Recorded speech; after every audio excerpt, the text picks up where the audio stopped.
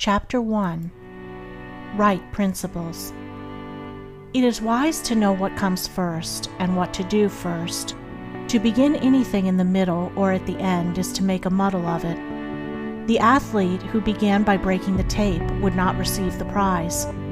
He must begin by facing the starter and toeing the mark, and even then a good start is important if he is to win. The pupil does not begin with algebra and literature, but with counting and ABC. So in life, the businessmen who begin at the bottom achieve the more enduring success, and the religious men who reach the highest heights of spiritual knowledge and wisdom are they who have stooped to serve a patient apprenticeship to the humbler tasks, and have not scorned the common experiences of humanity or overlooked the lessons to be learned from them. The first things in a sound life, and therefore in a truly happy and successful life, are right principles.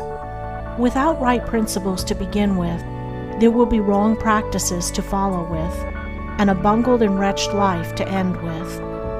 All the infinite variety of calculations which tabulate the commerce and science of the world come out of 10 figures. All the hundreds of thousands of books which constitute the literature of the world and perpetuate its thought and genius are built up from the 26 letters. The greatest astronomer cannot ignore the 10 simple figures. The profoundest man of genius cannot dispense with the 26 simple characters. The fundamentals of all things are few and simple, yet without them there is no knowledge and no achievement.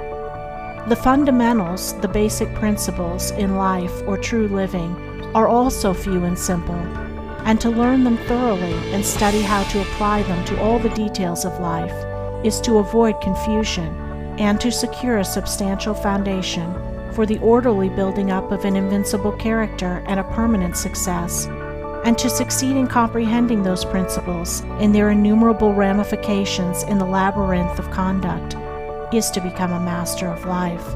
The first principles in life are principles of conduct. To name them is easy. As mere words, they are on all men's lips. But as fixed sources of action, admitting of no compromise, few have learned them. In this short talk, I will deal with 5 only of these principles. These 5 are amongst the simplest of the root principles of life, but they are also those that come nearest to the everyday life, for they touch the artisan, the businessman, the householder, the citizen at every point.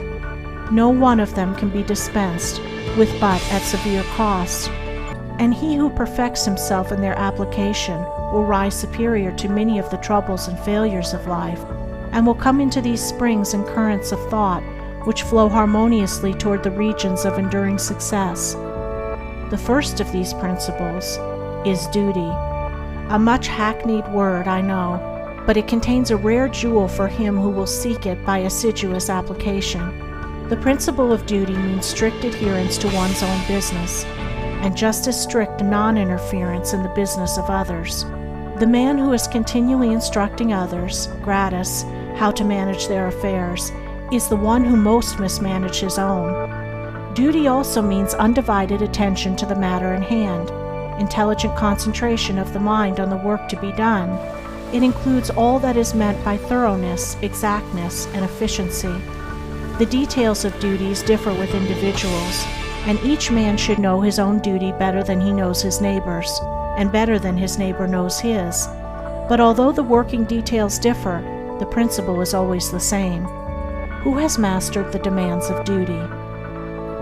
Honesty is the next principle. It means not cheating or overcharging another. It involves the absence of all trickery, lying, and deception by word, look, or gesture. It includes sincerity, the saying what you mean, and the meaning what you say. It scorns cringing policy and shining compliment. It builds up good reputations, and good reputations build up good businesses, and bright joy accompanies well-earned success. Who has scaled the heights of honesty? Economy is the third principle. The conservation of one's financial resources is merely the vestibule leading towards the more spacious chambers of true economy. It means, as well, the husbanding of one's physical vitality and mental resources. It demands the conservation of energy by the avoidance of enervating self-indulgences and sensual habits. It holds for its followers strength, endurance, vigilance, and the capacity to achieve. It bestows great power on him who learns it well. Who has realized the supreme strength of economy? Liberality follows economy. It is not opposed to it. Only the man of economy can afford to be generous. The spendthrift, whether in money, vitality, or mental energy, wasted so much on his own miserable pleasures as to have none left to bestow upon others. The giving of money is the smallest part of liberality. There is the giving of thoughts and deeds and sympathy, the bestowing of goodwill, the being generous towards calumniators and opponents. It is a principle that begets a noble, far-reaching influence. It brings loving friends and staunch comrades, and is the foe of loneliness and despair. Who has measured the breadth of liberality? Self-control is the last of these 5 principles, yet the most important. Its neglect is the cause of vast misery, innumerable failures, and tens of thousands of financial, physical, and mental wrecks. Show me the businessman who loses his temper with a customer over some trivial matter, and I will show you a man who, by that condition of mind, is doomed to failure. If all men practiced even the initial stages of self-control, anger, with its consuming and destroying fire, would be unknown. The lessons of patience, purity, gentleness, kindness, and steadfastness, which are contained in the principle of self-control, are slowly learned by men, yet until they are truly learned, a man's character and success are uncertain and insecure.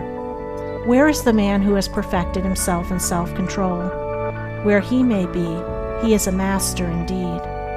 The 5 principles are 5 practices, 5 avenues to achievement, and 5 sources of knowledge. It is an old saying and a good rule that practice makes perfect, and he who would make his own wisdom, which is inherent in those principles, must not merely have them on his lips, they must be established in his heart. To know them and receive what they alone can bring, he must do them, and give them out in his actions. End of Chapter 1. Recording by Andrea Fiore.